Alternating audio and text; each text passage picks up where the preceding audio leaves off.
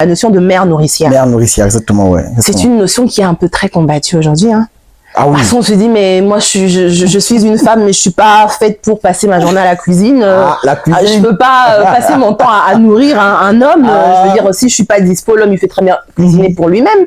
L'homme peut très bien, je sais pas moi, aller s'acheter un sandwich quelque part. Ouais. Je suis pas là, c'est tout. Uber Eats, hein. Voilà. Uber Eats, il y a des delivery. Non, je suis pas du tout contre tout ça.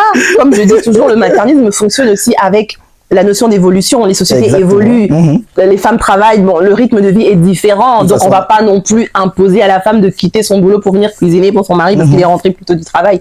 C'est pas du tout dans cette logique-là. Mais la notion de la cuisine, de cette notion de mère nourricière est très importante parce qu'on pense que la femme a une énergie. Et cette énergie se transmet dans ce qu'elle fait. Mais particulièrement dans la cuisine, dans le fait de nourrir. Et il y a deux exemples que je peux donner. Pendant la période de l'esclavage, il y avait des esclaves qui étaient punis. On les laissait sans manger pendant des jours et des jours. Entre-temps, il y avait des femmes esclaves qui allaitaient leurs bébés. Qu'est-ce qu'elles faisaient? La nuit, en cachette, elles allaient allaiter les hommes pour leur donner de la force. Wow. Donc, elles nourrissaient les hommes au sein maternel. Wow. Vous voyez?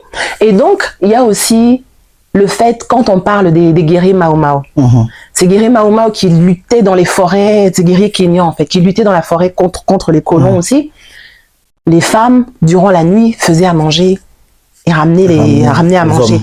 Donc, elles avaient encore cette notion de nourrir les hommes. C'est nous qui devons nourrir nos hommes.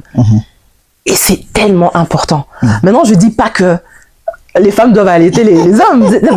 Comprenez-moi bien. Je dis pas non plus que les femmes doivent absolument toujours cuisiner pour leur mari, que jamais il y a des cuistots, des chefs cuistots africains. Ça peut être tout un métier aussi.